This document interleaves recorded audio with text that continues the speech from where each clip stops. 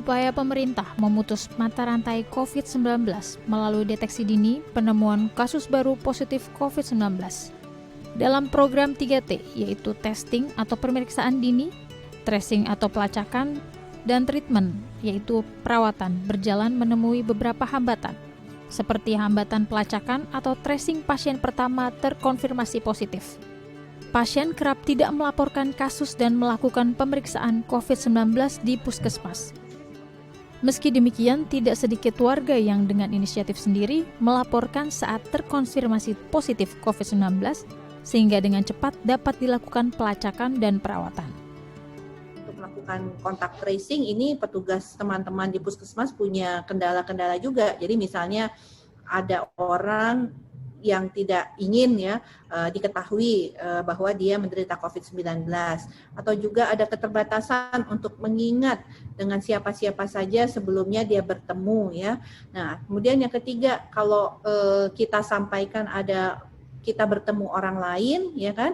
Kemudian orang lain itu didatangi teman puskesmas untuk dilakukan serangkaian screening dan kemudian dipastikan apakah dia seorang kasus yang kontak erat sehingga harus dilakukan pemeriksaan laboratorium. Kadang-kadang orang ini juga menolak ya, karena banyak sekali pertimbangannya. Misalnya nanti kalau saya positif berarti saya harus isolasi 14 hari. Terus aktivitas ekonomi saya bagaimana? Bagaimana saya harus menafkahi keluarga saya? Jadi hal-hal di luar daripada pelaksanaan pelacakan kasus ini yang kemudian juga menjadi permasalahan. Kegiatan 3T dilakukan di sejumlah fasilitas kesehatan primer, yakni puskesmas. Seperti kegiatan 3T yang terpantau di Puskesmas Kecamatan Kramat Jati, Jakarta Timur. Aktivitas 3T dilakukan setiap hari Senin hingga Jumat dari pukul 8 hingga pukul 12 siang. Data pasien yang terkonfirmasi positif COVID-19 akan diolah dari Posko Dinas Kesehatan dan Satgas COVID-19.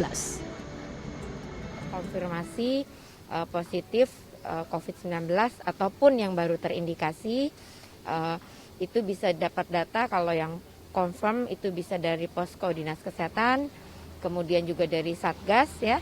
Kemudian juga dari warga yang juga melapor sendiri ke puskesmas, karena memang saat ini sudah seperti itu ya. Jadi adanya inisiatif dari warga sendiri, dari masyarakat melaporkan ke puskes atau ke Satgas. Melihat angka kasus positif COVID-19 yang terus naik setiap hari, juru bicara Menteri Kesehatan Siti Nadia Tarmizi mengatakan pengendalian penyebaran COVID-19 perlu melibatkan partisipasi masyarakat dalam bentuk mematuhi protokol kesehatan yakni 3M, serta terlibat dalam penerapan 3T. Peningkatan kasus ini bukan berarti semata-mata karena permasalahan 3T ya. Karena kita tahu 3T ini harus ditemani dengan penerapan protokol kesehatan 3M yang kuat ya.